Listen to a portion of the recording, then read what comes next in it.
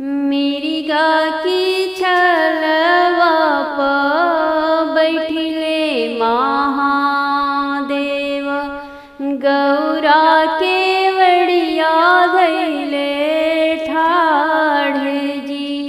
मृगा की छलवा पर बैठिले महादेव, गौरा के वड़िया धैले ठाढ़ जी। रहिया चलत के हो तू मोरे भैया हो, कवने बाली जिया के जाई जी। राजा हिमाचल जी जग एक ठानेले, उन्हीं नेवत हम जाई जी।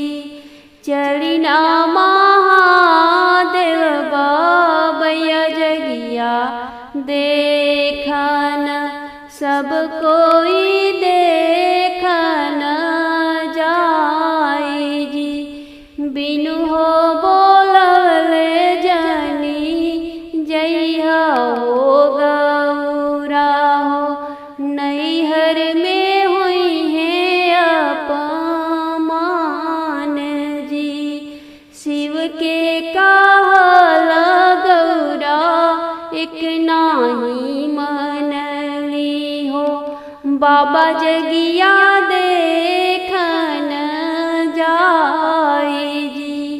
पहली डेवड़िया गौरा लंघियो ना पवली हो, होई गईले चेरिया से भेंट जी। तोह के ता मोरी गौरा बाबा ना बोलावेले, बिनु रे बोलवले कैसे आई जी। दूसरी डेवड़िया गौरा लंघियो ना पवली हो, होई गईले भाऊजी से भेंट जी। नाही गौरा हम भेजली हजमा से पंडित, कैसे अइलो हमारी दुआर जी। तीसरी डेवड़िया गौरा लंघियो ना पवली हो, होई गईले आमा से भेंट जी। छतिया ही लागी गौरा करली रोदनवा, माई रोवेली हृदया फाड़ जी। तोह के त गौरा मोरी बाबा ना बोलावेले, कैसे लंघलो चौखट हमार जी। जगिया की रे तीरे घूमेली गौरा दे, बाबा लिहले नजर घुमाई जी।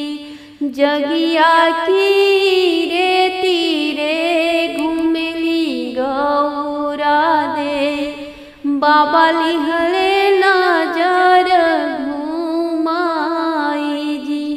इतना अपमान गौरा सहियो ना पावेली, कूदी गईली हवन के कुंड जी।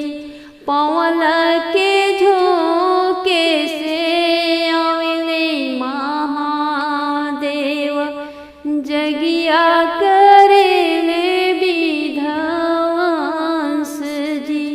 ब्रह्मा विष्णु दोनों अर्ज करत हैं, सुन शिवाय रज हमार जी। गौरा के बदले हो गंगा रानी दे गंगा रही है जटवा के बीच जी। गौरा के बदले हो गंगा रानी देबो, गंगा रही है जटवा के